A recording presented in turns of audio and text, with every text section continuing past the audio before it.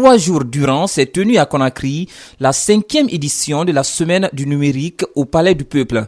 Un moment de communion et de partage pour les professionnels du monde des nouvelles technologies de l'information et de la communication. Une occasion aussi de célébrer ceux et celles qui s'y sont illustrés pendant ce rendez-vous. C'était une semaine, si vous voulez, où on a pu discuter, comme vous l'avez vu, avec des panels qui sont animés par des ministres, par des experts, et tout ceci pour parler du numérique et dire l'avenir qui nous attend. Et puis la troisième chose, c'est d'accroître les investissements dans la lutte contre les zones blanches pour faire en sorte que l'Internet ne soit pas seulement un privilège des villes, mais que le monde rural aussi puisse en découvrir. Cette ultime journée a été mise à profit pour paraffer des protocoles d'accord avec des représentants des firmes technologiques rwandaises. Ce cadre permet de faire avancer le management numérique de la Guinée. D'abord, mettre en place un schéma d'aménagement numérique. Le projet est en cours.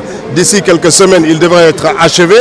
La deuxième chose, c'est d'essayer d'amplifier la disponibilité des équipements. Les appareils téléphoniques aujourd'hui, les prix moyens sont autour de 2 millions pour un appareil 4G. L'objectif est de renforcer la production de ces appareils dans notre pays pour que les prix puissent être autour de 500 000 francs pour faire en sorte que ça se popularise. La semaine du numérique qui s'est achevée ce vendredi a fédéré le gratin du secteur.